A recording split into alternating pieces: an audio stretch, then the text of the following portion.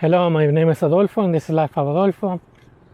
Today I'm going to give you the story that when I told my dad that I was dating someone with an age gap here in the Philippines, she being 29, me being 47, I wanted to know his opinion. What his thought was of me doing that.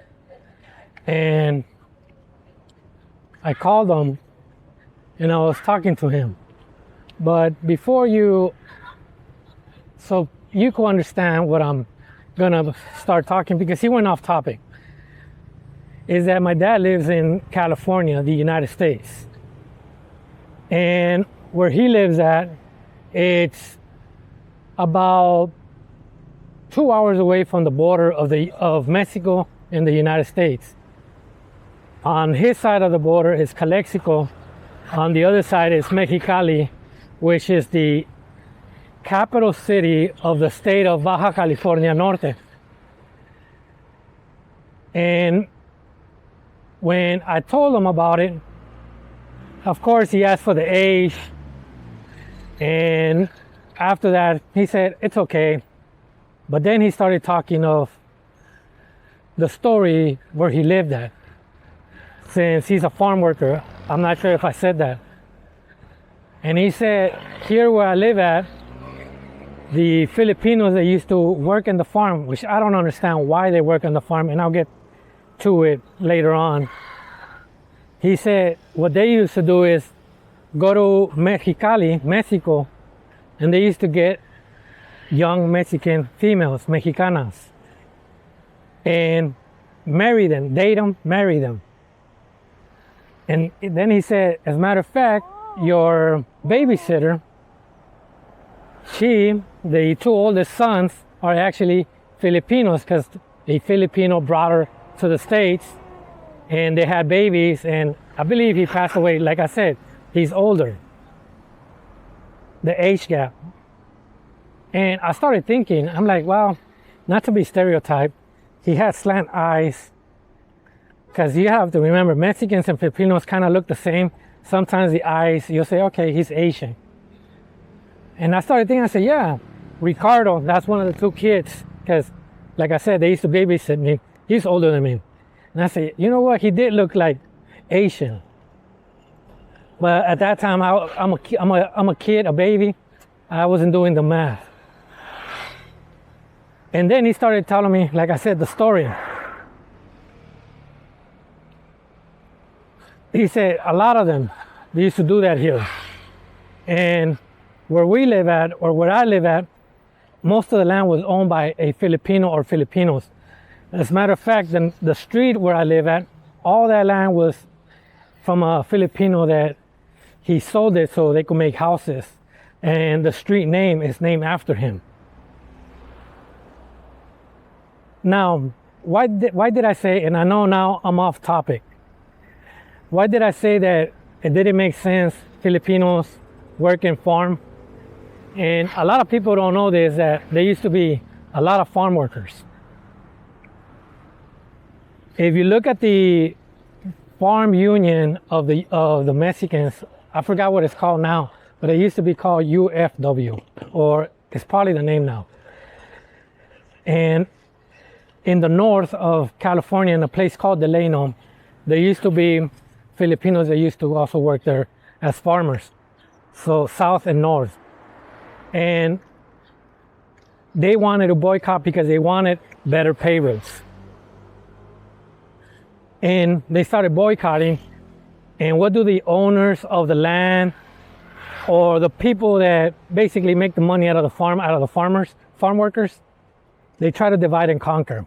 They say, well, the Filipinos are going to be boycotting it. We'll let them boycott, and we'll bring the Mexicans in, because there's two groups.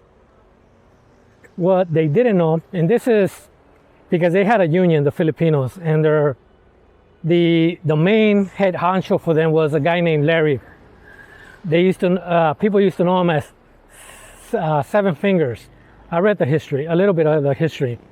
Seven Fingers because when he was in Alaska, he lost 3 fingers. So 10 fingers minus 3 equals 7 fingers, nickname. And he was the leader. They're boycotting. The farm owners thought that the Mexicans were going to take over and then just get rid of the Filipinos so they could avoid the demand, divide and conquer. What they didn't know is that this guy named Cesar Chavez, in the US, they know him because he used to boycott marshes, and sometimes he used to pull like a Gandhi and go on a hunger strike. I believe he did 20 plus and 30 plus days without eating, only water. And he got there 5 days afterwards. This is in 1965. When he got there, he joined the Filipinos. The Mexicans joined the Filipinos. The owners thought that they were gonna get the Mexicans to work, but they joined forces. At that point, there's no more divide and conquer. Now you're putting everybody that works as a farmer together so they could succeed in the boycott, so they could get a pay raise. That was the reason of the boycott. After that, Cesar Chavez, I don't know if the Filipinos also did it. They marched from Delano to Sacramento. So people can understand how far it is. It's a 3-day walking. California is big. And that's what they did. They marched to Sacramento, which is the capital of California, the state capital. And they started their demand. They succeeded in their demand. Now, why did I mention the two parties, the Filipinos and the Mexicans, and the union of now? It's because when they joined, they created that union. But a lot of Filipinos don't know that because most of them already left the farming. They no longer farm over there. As far as I know, because I haven't seen them. Most of them now, they, like here in Cebu, because I'm here in Cebu, there's a lot of nursings. So a lot of people try to become nurses. As a matter of fact, I talked to an agency here, and I told them like the qualifications or what's the percentage of people succeeding to go work elsewhere, because I always see a line on their business, on their agency. And he said to go to a warehouse is easy. To go to Dubai, it's a longer process because it's no longer a warehouse. And I told them, what about the United States? They say, in the United States, most of the people that go there are for nursing. But of course, you have to have a bigger qualification, a degree probably. And the reason it baffled me, well, they joined the union, and that's the union that the Mexicans carry now. There's not a lot of Filipinos, like I said, farming no more. So now it's only the Mexicans with the union, with the eagle, black eagle, white circle, and a red. And the flag is red. Red, white, and black. The reason it baffled me that Filipinos used to be farmers or they're farmers is because the Filipinos, out of all Asian countries, has the biggest leverage out of everybody. And that leverage is you speak English. Speaking English, you're no longer, if you're working in a fast food, there's a bigger possibility of you working in the cash register than the deep fry. If you're working in a store, there's a bigger possibility you working on the register than working on the back.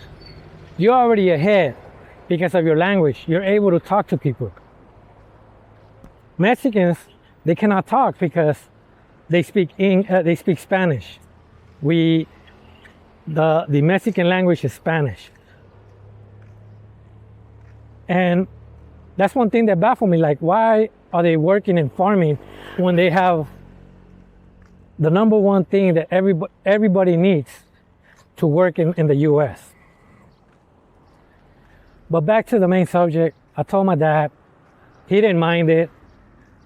Of course, I'm male, so it depends on the view of both sides.